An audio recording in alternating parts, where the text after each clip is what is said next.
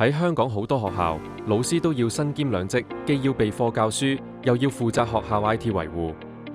清晨上課前，李老師就接到教室多媒體網絡中斷嘅電話，第一節課馬上要開始，學生仲等住用設備上課。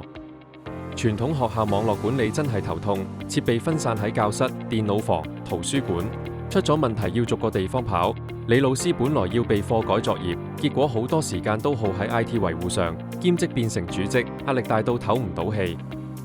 直到用咗睿捷雲免費網絡管理平台，輕鬆解決咗呢啲難題。唔使安裝複雜軟件，手機、電腦登錄網頁都得，所有課室、功能室嘅設備狀態一目了然，仲有 AI 自動提示故障原因。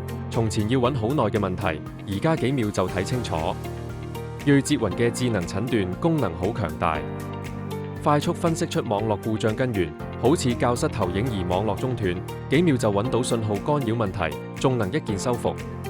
從前花半節課排查嘅問題，而家1分鐘搞掂。李老師終於可以專心教書，唔使再耽誤教學時間。從前就算知道學生瀏覽不良網站，都要逐間教室檢查，逐台電腦設置，費時又難管理。而家有咗睿捷雲嘅 Flow and App Control 功能，幾步操作就能禁止全校教學設備訪問遊戲網站，即時生效，唔使跑現場，輕鬆規範學生上網行為，保障課堂專注度。有咗睿捷雲，李老師從兼職 IT 解放出來，專心做好教書本職。呢個免費嘅雲平台，用 AI 同集中管理幫學校省卻人工成本，仲保障教學順暢運行。選擇睿捷，讓學校網絡管理變得輕鬆簡單。